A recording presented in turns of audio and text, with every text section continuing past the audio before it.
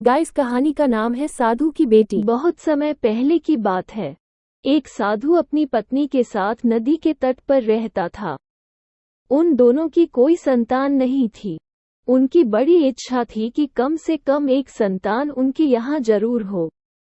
एक दिन साधु जब तपस्या में लीन था, तभी एक चील ने अपने पंजे में फंसी एक चूहिया उसके ऊपर गिरा दी।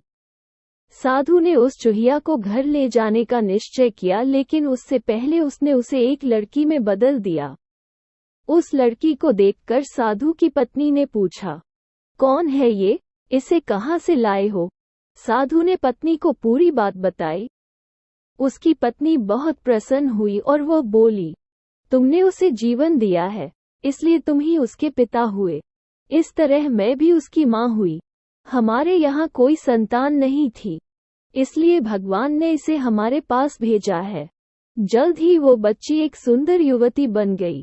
जब वो 16 साल की हुई तो साधु और उसकी पत्नी ने उसका विवाह करने का निश्चय किया।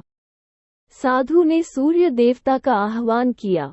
जब सूर्य देवता उसके सामने आए, तो साधु ने उनसे उसकी बेटी से विवाह करने का अनुरोध। हालांकि लड़की को यह विचार अच्छा नहीं लगा और उसने कह दिया, क्षमा कीजिए, लेकिन मैं सूर्य देवता से विवाह नहीं कर सकती क्योंकि वो बहुत गर्म है।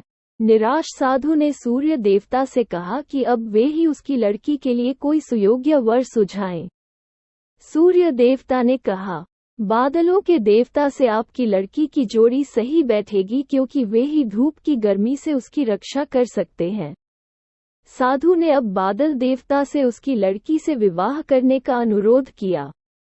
इस बार भी लड़की ने विवाह से इनकार कर दिया और बोली, मैं इस काले व्यक्ति से विवाह नहीं करूंगी। इसके अलावा बादलों की गरज से मुझे डर भी लगता है।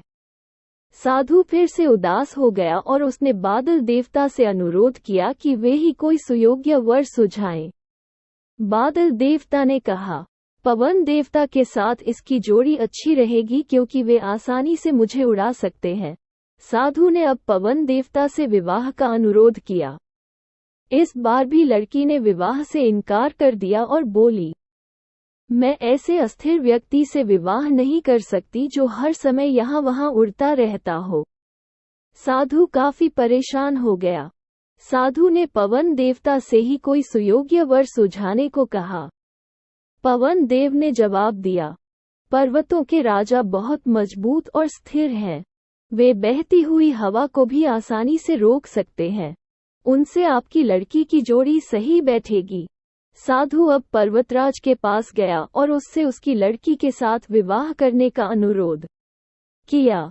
हालांकि इस बार भी लड़की ने विवाह करने से इनकार कर दिया और कहा, मैं ऐसे किसी व्यक्ति से विवाह नहीं कर सकती जो इतना कठोर और ठंडा हो। लड़की ने साधु से किसी नर्म वर को खोजने को कहा। साधु ने पर्वतराज से सलाह मांगी। पर्वतराज ने जवाब दिया, किसी चूहे के साथ ही आपकी लड़की की जोड़ी अच्छी रहेगी क्योंकि वह नर्म भी है और आसानी से किसी पर्वत में भी बिल बना सकता है। इस बार लड़की को वर पसंद आ गया। साधु काफी हैरान हुआ और बोला, भाग्य का खेल कितना निराला है। तुम मेरे पास एक चूहिया के रूप में आई थी और ही तुम्हें लड़की का रूप दिया था। चूहिया के रूप में जन्म लेने के कारण तुम्हारे भाग्य में चूहे से ही विवाह करना लिखा था और वही हुआ। भाग्य में जो लिखा था वही हुआ। साधु ने फिर से प्रार्थना शुरू कर दी और लड़की को दोबारा चूहिया बना दिया। गाइस, अगर आपको वीडियो पसंद आया तो वीडियो को लाइक करो और चैनल को सब्सक्राइब करो। Thanks for watching.